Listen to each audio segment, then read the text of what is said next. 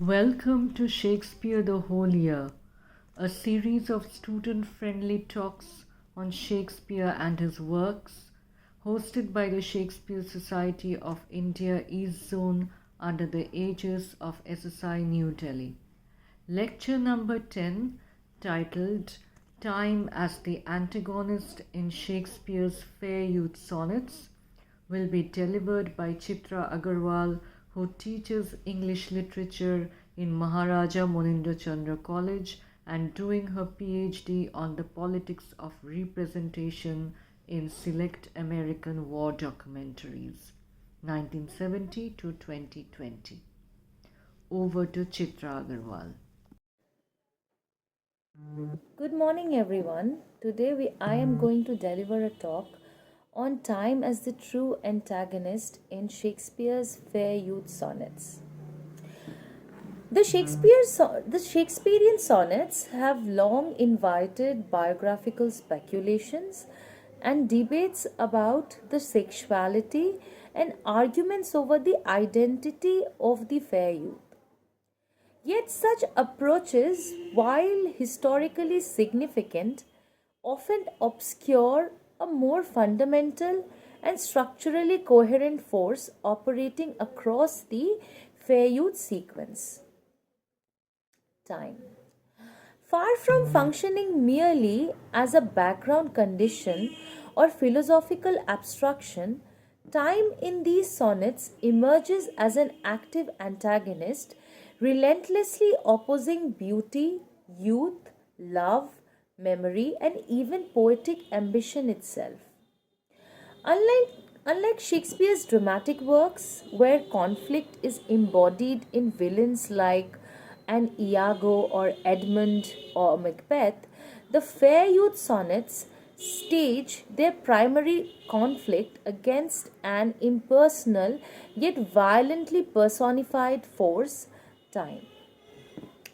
My lecture argues that time is the true antagonist of the fair youth sonnets, shaping their thematic unity, emotional urgency, and rhetorical strategies.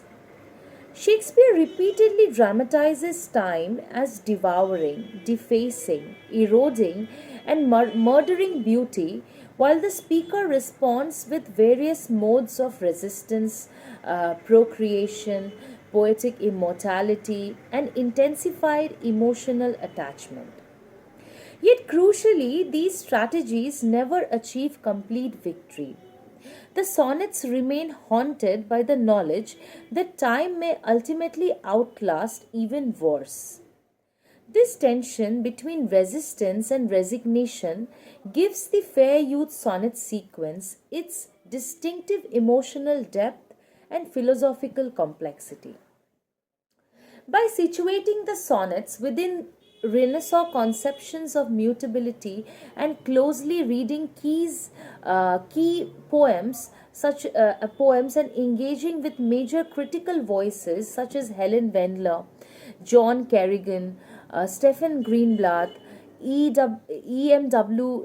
Tilliard, and Northrop Frye, this lecture seeks to demonstrate that the Fair Youth sequence constitutes Shakespeare's most sustained meditation on time as an antagonistic force. Any discussion of time in Shakespeare must begin with the Renaissance preoccupation with mutability. The early modern period inherited from classical philosophy the idea that time governs the sublunary world, subjecting all material things to decay. Medieval Christianity had interpreted this mutability as spiritually instructive, directing attention away from earthly attachments and towards divine eternity. However, Renaissance humanism complicated this outlook by emphasizing individual experiences, personal achievements, and aesthetic value. Tilliard observes in the Elizabethan world picture Elizabethans believed in cosmic order, but were acutely conscious uh, of human vulnerability within that order. Time was no longer merely God's instrument, it became an existential threat to human excellence. Beauty, fame, love, and artistic creation were all subject to temporal erosion. This anxiety is palpable in Shakespeare's sonnets. Unlike Spenser's Amoreti, which often celebrates love as harmonized with divine order, Shakespeare's fair youth sonnets insist on the fragility of all human values. Time is neither benevolent nor morally instructive. It is indifferent, predatory, and unstoppable. The speaker's struggle against time thus reflect a distinctly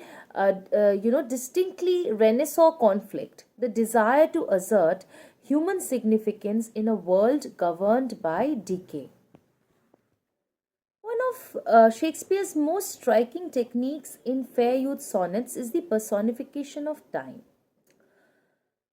Rather than treating time as a neutral measure of duration, Shakespeare consistently transforms it into an agent of violence. This rhetorical strategy allows time to function dramatically, almost as a character within the lyric sequence.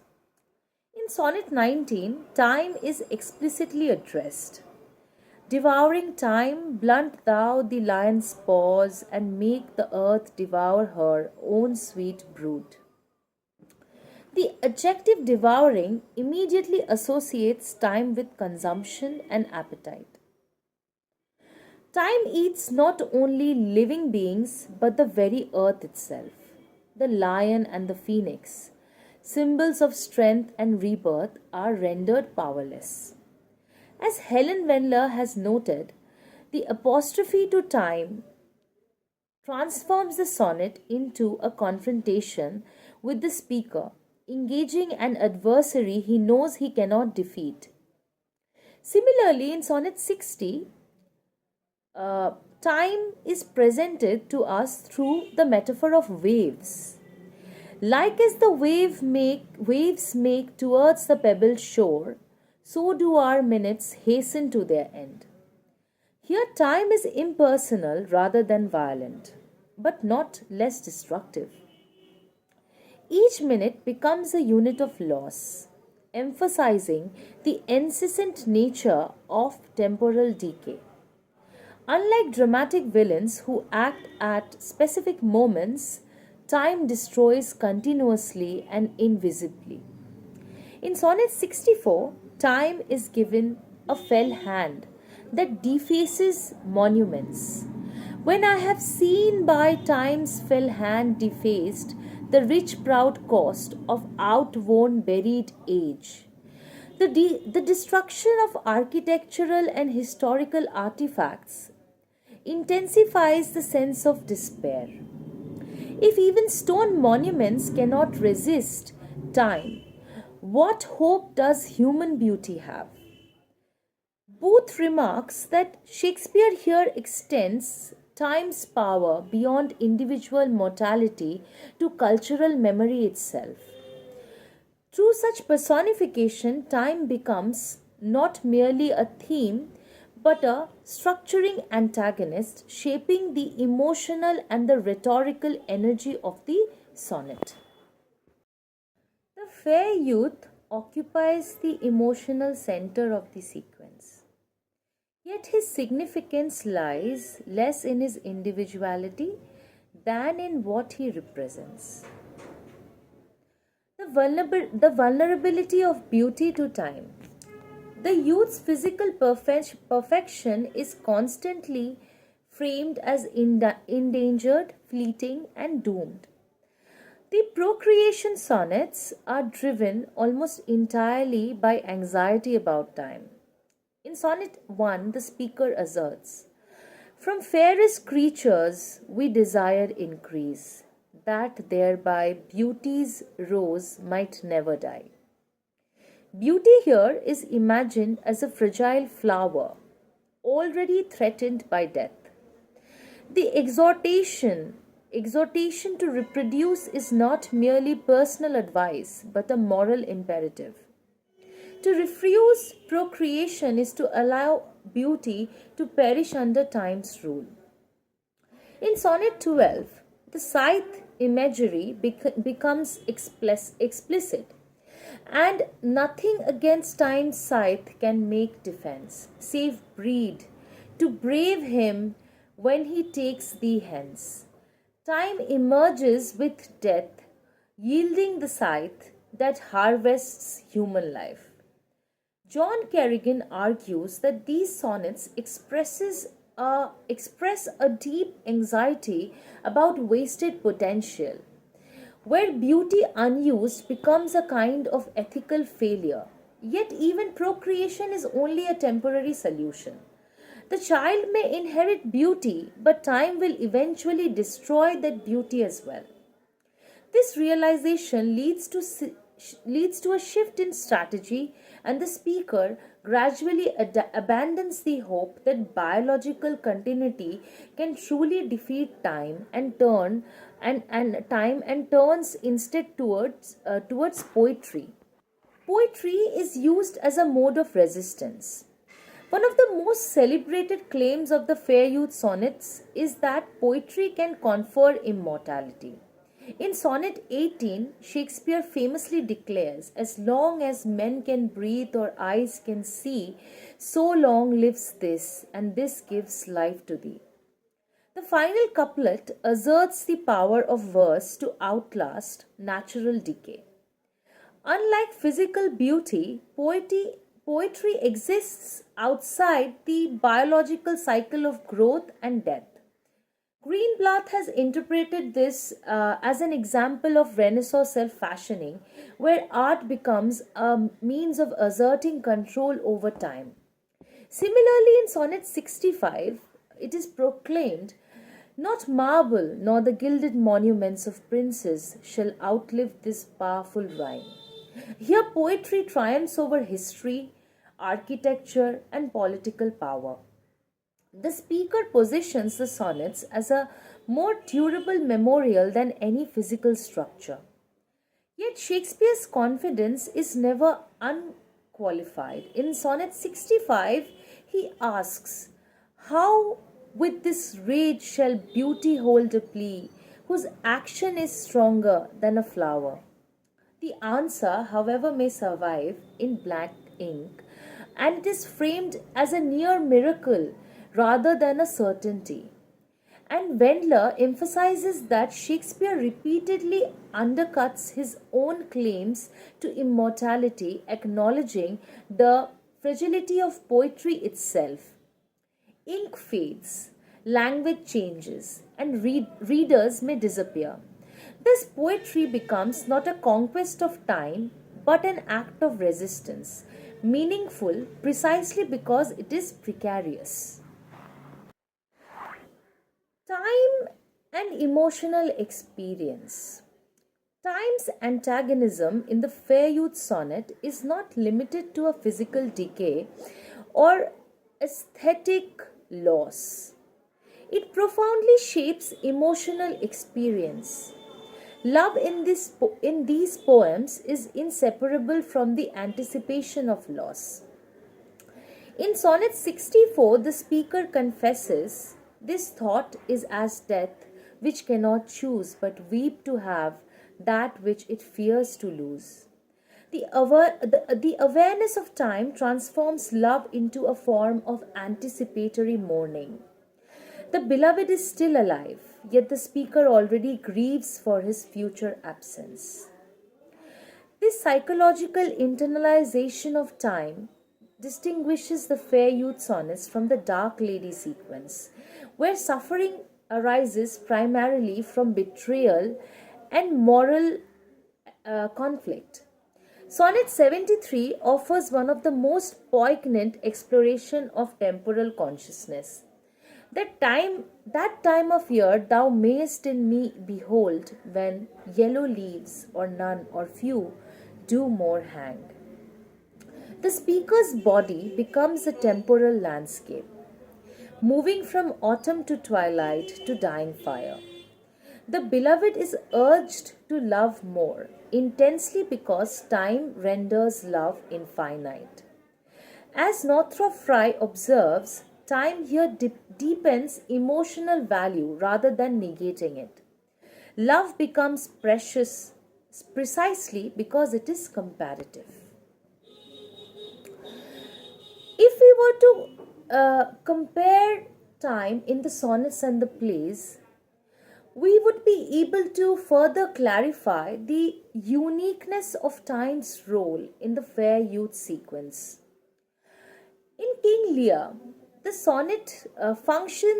time functions as a moral educator. Lear's suffering unfolds over time, leading to insight and humility. G. Wilson Knight argues that tragic time purifies the protagonist, culminating in acceptance. Ripeness is all. In contrast, the sonnet offers no such responsibility. Time remains hostile, and wisdom does not mitigate loss. In Macbeth, time is something the protagonist attempts to dominate. Macbeth seeks to jump the life to come, forcing events to align with his ambition. The result is moral and psychological collapse. The sonnet speaker, by contrast, never imagines mastery over time, only resistance through art and love. In Hamlet, time is out of joint, producing paralysis and excessive reflection. In the sonnets, reflection produces poetry rather than inaction. Time stimulates creativity even as it threatens annihilation. Finally, in Tempest, we see that time is redeemed. Prospero controls temporal rhythms, orchestrating forgiveness and renewal. Fry describes this as a comic resolution of time. The Fair Youth sonnets, however, remain tragically unresolved. There is no final harmony, only endurance.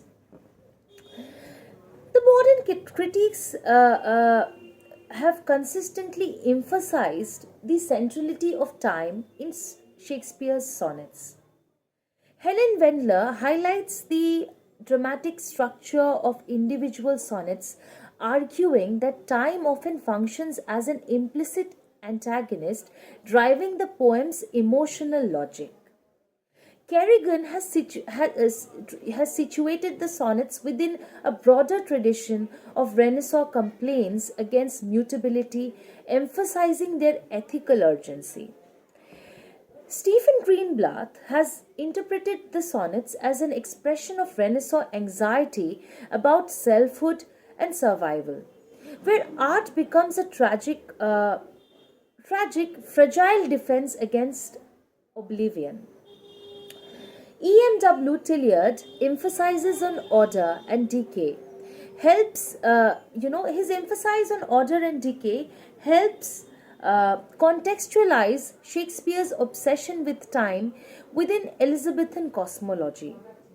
While Fry's archetypal criticism illuminates the contrast between tragic and comic temporal structures across Shakespeare's works. These critics together underscore that time in the Fair Youth sonnets is not merely a theme but a structuring principle shaping imagery, argument, and emotional tone. In the Fair Youth sonnets, Shakespeare constructs time as a relentless antagonist, more powerful than any human rival, more destructive than betrayal or death itself. Through vivid personification, urgent exhortation, and philosophical reflection, these sonnets dramatize humanity's struggle against temporal decay. Procreation, poetry, and love emerge as strategies of resistance, yet none offer complete victory. What makes these sonnets enduring is not their claim to immortality, but their honesty about vulnerability. Shakespeare does not deny time's power, instead, he confronts it, argues with it, and leaves behind a poetic record of resistance. The very existence of the sonnets testifies to this struggle, reminding us that while time may ultimately prevail, it does not do so without opposition.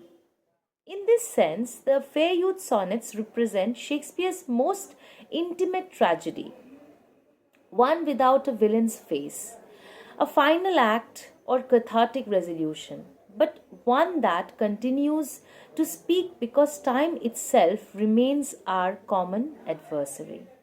Thank you so much for listening.